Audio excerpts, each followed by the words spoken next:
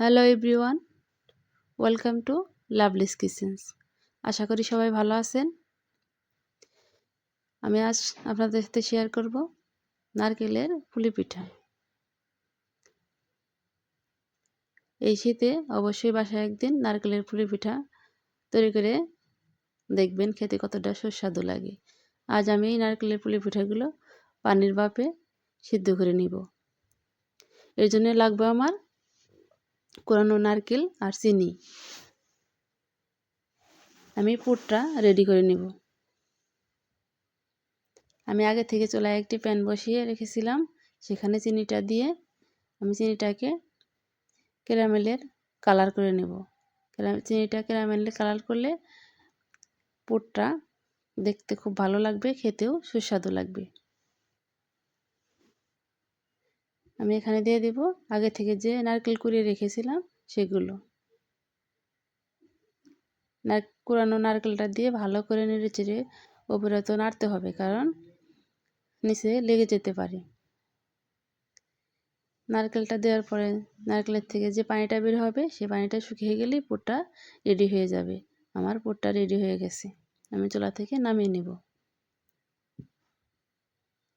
আমি এখন ডোটা তৈরি করে নেব। এখানে আমি 1 কাপের মতো পানি দিয়েছি। এখানে সামান্য একটু লবণ দিয়ে আমি 1 বাটি চালের গুঁড়ো নিয়েছি।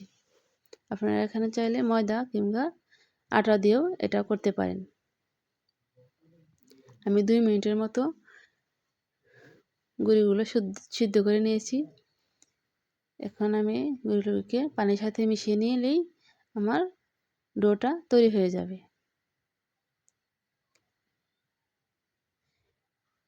আমার চালের ডোটা তৈরি হয়ে গেছে।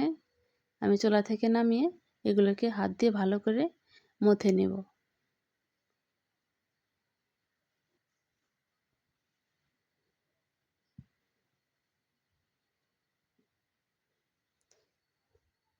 আমি ডোটাকে ভালো করে হাত দিয়ে মথে নিয়েছি।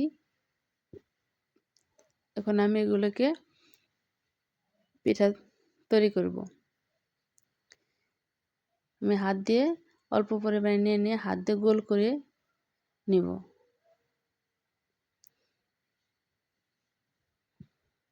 আমি এভাবে সবগুলো গোল গোল করে বল করে নিব।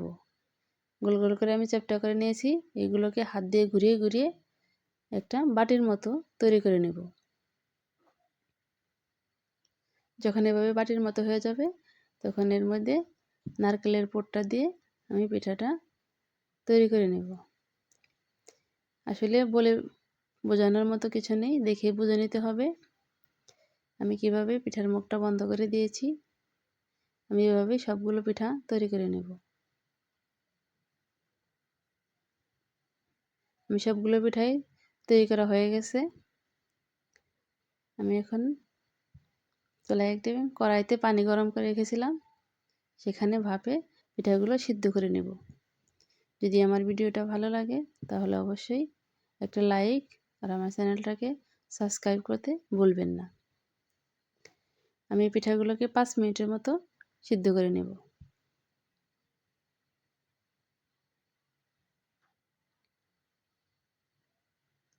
ফিরে এলাম 5 মিনিট পর। আমার পিঠাগুলো সিদ্ধ হয়ে গেছে। আমি এখন চুলা থেকে পিঠাগুলো নামিয়ে নেব।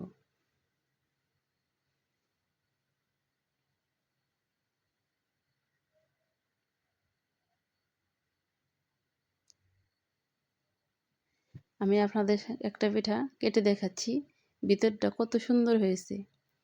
দেখতে যতটা সুন্দর, খেতে ততটাই সুস্বাদু। এই পুলি পিঠা এভাবে তৈরি করলে বড় থেকে ছোট সবারই পছন্দ। আজ এ পর্যন্তই। সবাই ভালো থাকবেন, সুস্থ থাকবেন। আল্লাহ হাফেজ।